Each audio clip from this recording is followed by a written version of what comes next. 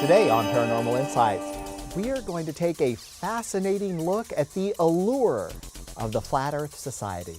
And we have a viewer question from Harold, who would like to know about the new coming world religious leader. And we talk with Luis Monero about his out-of-body school.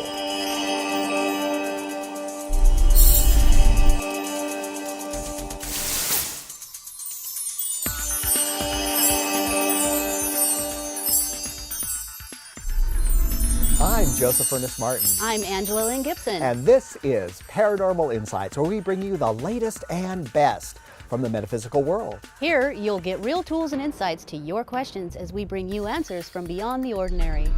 Angela is an intuitive medium and metaphysical educator. She is the host of Transpersonal Radio, exploring parapsychology, spirituality, and how our thoughts upload our reality.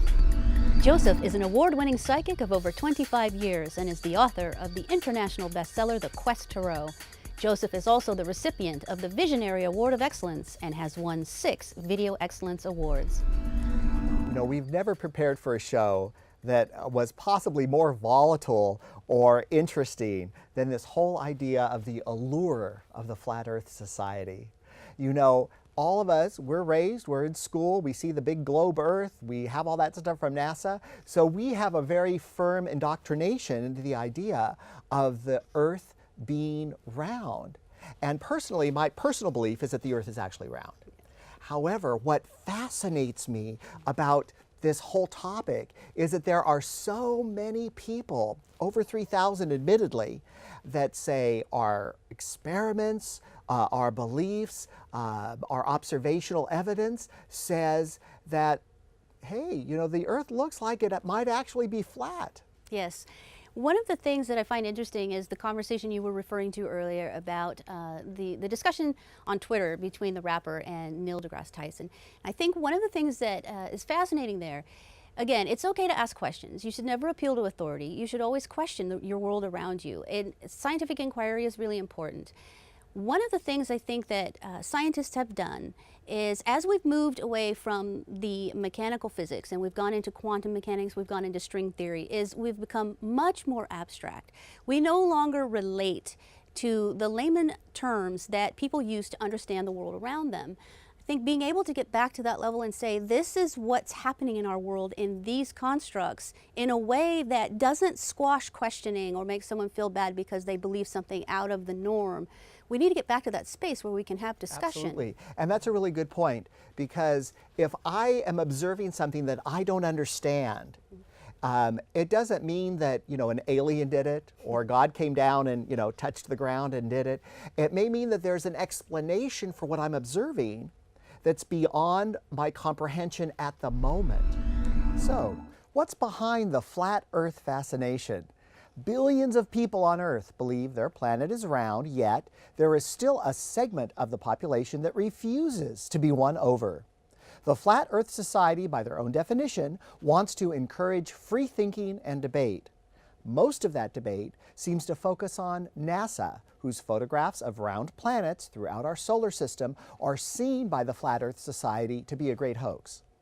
Flat Earth theorists, or FETs as they call themselves, believe that at best, NASA doesn't know the Earth is flat, since NASA has only faked space travel. At worst, FET considers NASA an embezzlement front that spends millions bribing astronauts and faking photographs to reap a large profit. Laugh if you will, but the Flat Earth theory and the group itself is getting some real media attention. Television shows like Modern Family and the unbreakable Kimmy Schmidt have recently referenced to the Flat Earth Society, as well as President Barack Obama in a recent speech. So why would anyone subscribe to the FET's ideas? Well, before we dismiss them out of hand, it would be good to remember that not too long ago in history, it was Pythagoras that alluded to a spherical Earth and was considered crazy for it.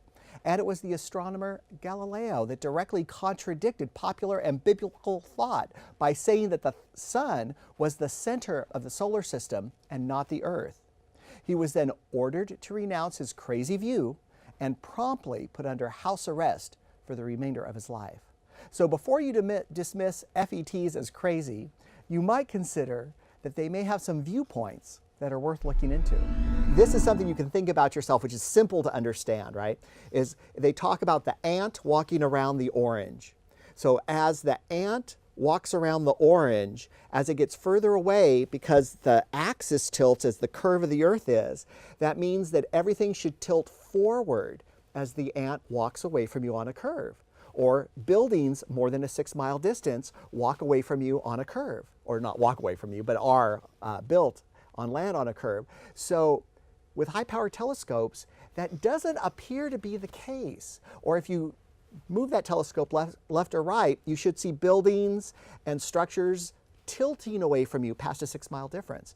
And that doesn't seem to be the case. So it makes me question, is there something about light or optics or the gravity of the earth that maybe is affecting light in a way that creates this phenomenon? I'm not sure, but I got to tell you, they are very strong on their arguments. The belief that the earth is flat has been described as the ultimate conspiracy theory. Karen Douglas, a psychologist at University of Kent in the United Kingdom, studies the psychology of conspiracy theories. She claims conspiracy theories present an alternative theory about an important issue and a vague explanation for the cover-up of the truth. The self-assured way in which theorists pronounce their beliefs imbues their stories with special appeal called minority influence. Flat earthers will always be more adamant that the earth is flat rather than the rest of us who believe that it is round. Given the exhaustive effort flat earthers have invested in fleshing out the theory and their staunch defense of their views, it would seem that these people genuinely believe the earth is flat. In a recent study, political scientists at the University of Chicago found about half of Americans endorse some kind of conspiracy theory. They concluded that many of us hold ideas that are directly in contradiction to the dominant narrative. The Flat Earth Society's argument forces them down a lot of logical blind alleys, yet the theory has many sincere adherents. According to Society's leadership, its ranks have grown by 200 people per year since 2009. Now, one of the things that flat earth theorists love to point to is that if you do searches for the earth from space or view the earth from space, that NASA themselves admit that most of the earth from space pictures they've released are composites. And they say, well, because we don't take the whole picture at once, and we take this piece and then we take that piece, but we want to give you a full Earth representation. According to NASA's own website, they only have one photo that they release that is claimed to be, according to flat earthers, actually from space. Now, you might say, okay, Joseph, that's going a little far when you say that, but I encourage you to do your own research. And in a couple of the NASA-released photos, you can actually see cloud formations that appear as though they've been duplicated and photoshopped onto the planet. So don't take my word for it. You know, do your own research, take a look. So why is it even important to consider that people who believe that the earth is flat may have some good arguments? Recently, scientist and TV show personality Neil deGrasse Tyson responded to a rapper who believes that the earth is flat by creating his own rap song to answer the question on why the earth is round. But why then should we even think about it? It's important to remember how many times the authority of the day was absolutely wrong. In the medical field, it was completely believed that disease was in the blood, and if you bled someone, you could make them well. They even used leeches to do the bleeding. We know now how wrong that actually is, but for a long time, it was believed as true and as real science. In fact, scientists are wrong all the time, and that's a good thing. It means the scientific method is working. Science makes progress by repeating each other's experiments again and again. When they get different results, it's actually a good thing. It means that there is something more complex going on than first observed or thought. The fact that the Flat Earth Society raises questions, either by their experiments or beliefs, is good for all of us because it forces us to look at these questions with a fresh eye and perspective and find out why these anomalies do exist. Sweeping them under the rug only hurts true scientific method. So the question becomes, what is the point in the Flat Earth conspiracy? What's interesting is the fact that people will really be brave enough to step outside the norm and ask these questions. It's important for scientific theory to continue to ask questions, to continue to do inquiry and find out, is the Earth flat or is it in fact round? And now we're going to the Conscious Life Expo in Los Angeles for a great interview with Luis Monero about his out-of-body school.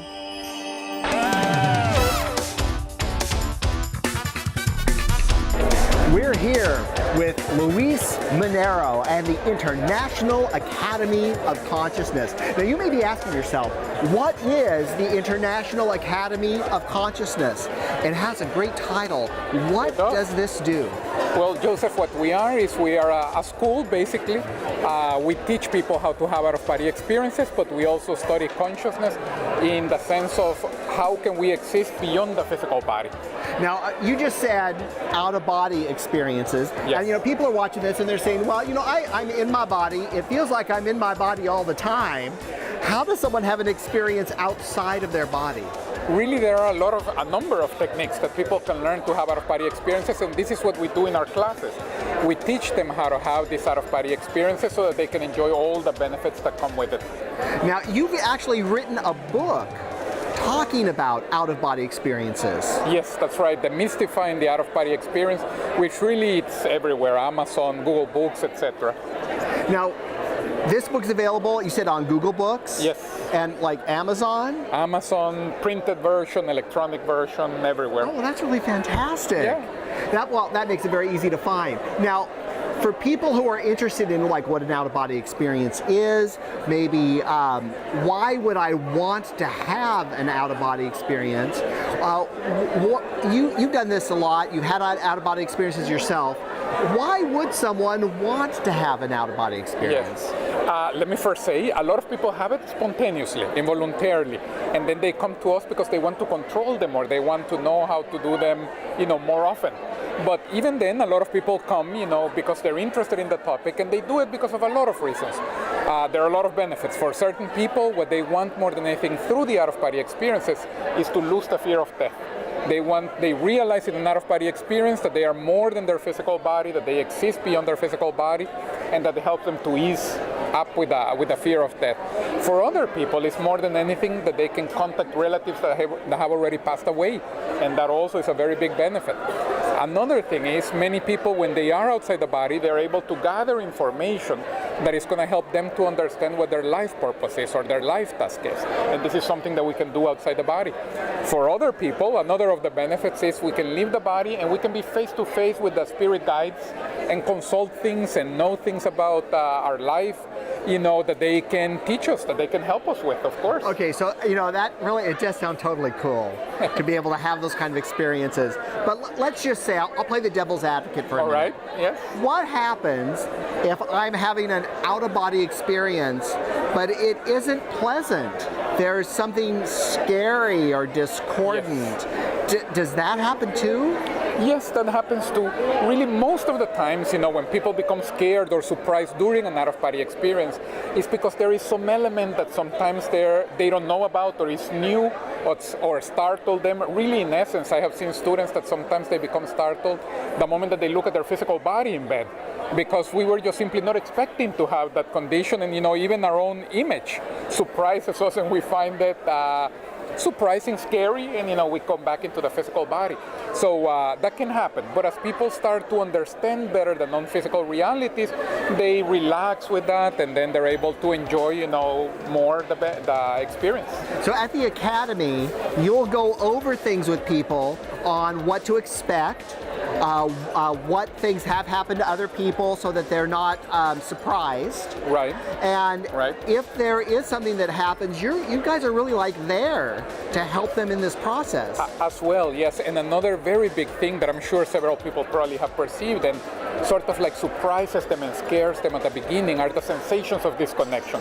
Because the moment that you're disconnecting, sometimes you have these strange noises around your ears that are like a engine, like a turbine, or you, for example, feel that you cannot move your physical body, the so-called sleep paralysis that I'm sure several people have already perceived.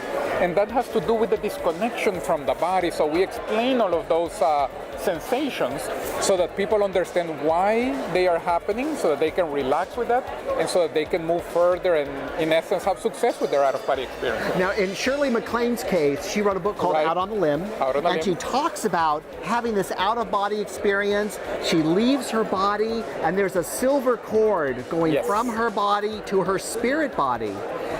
Do people have silver cords? Yes, they do. Yes, they do. I don't know if I might be here on this short documentary already corrupting people too much, but you can leave your body. Something that is a little strange for us, when we are outside the body, is to reach back with the hand of our astral body to grab our silver cord. So not only do you have it, but you can touch it, you can grab it, you can verify that it's there. Yes.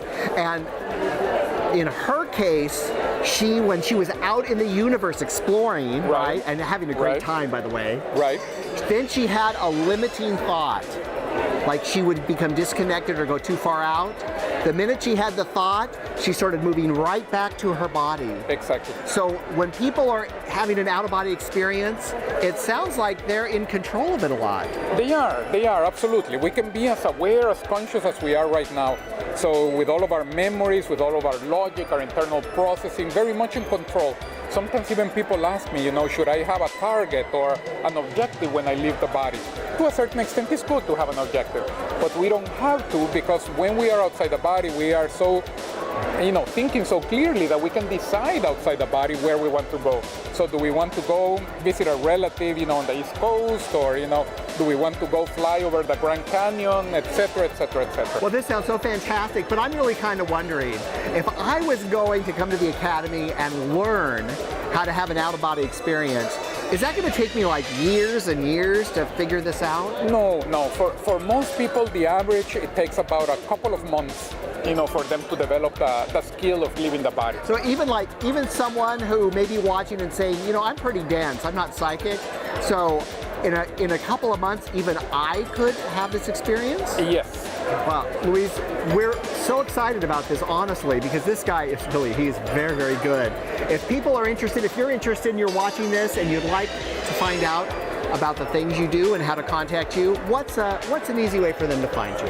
The best way would probably be our website, learnoves.com, and over there they can click on different links of classes that we give in England, all throughout the United States, Australia, Brazil, really all over the world.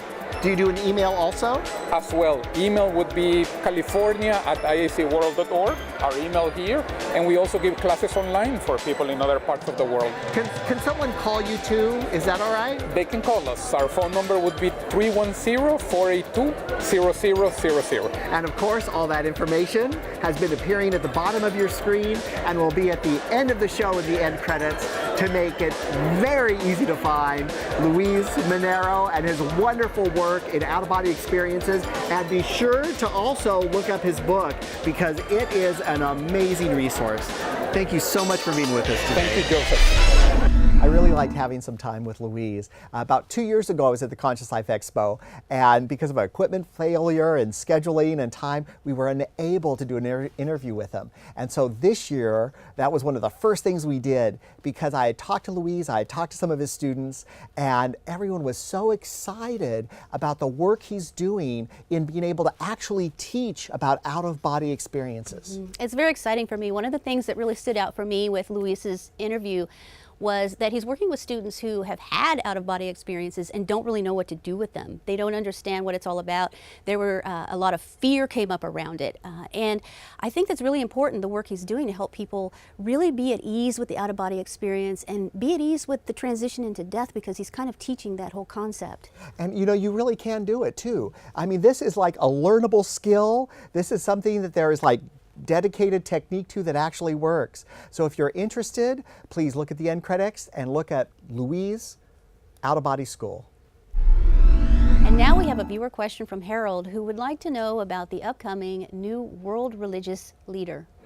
Okay, my first question would be, what do you know, or what do you know about a world religious teacher that's coming to this world? Harold, I have to say, that is a really big question. I asked my guides to come in, I asked your guides to come in, and let's see what they have to say about a new world religious teacher? I have to say just wow on this question.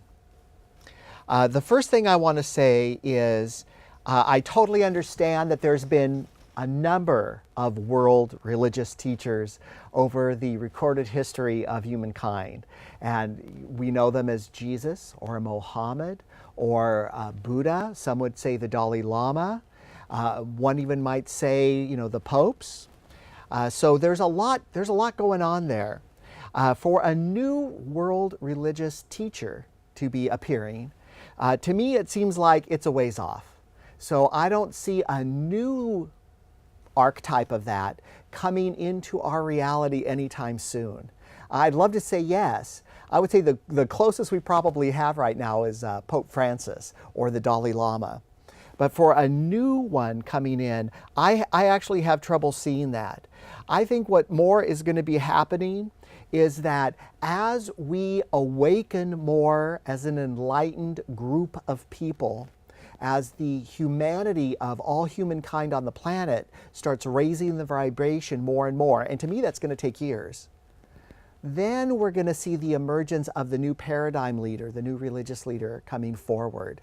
I think the new religious leader will come forward after there's a real UFO event that happens and after we've acknowledged real alien human contact on our planet. So, you know, that's still going to be a while from my perspective and from your guide's perspective and from my guide's perspective.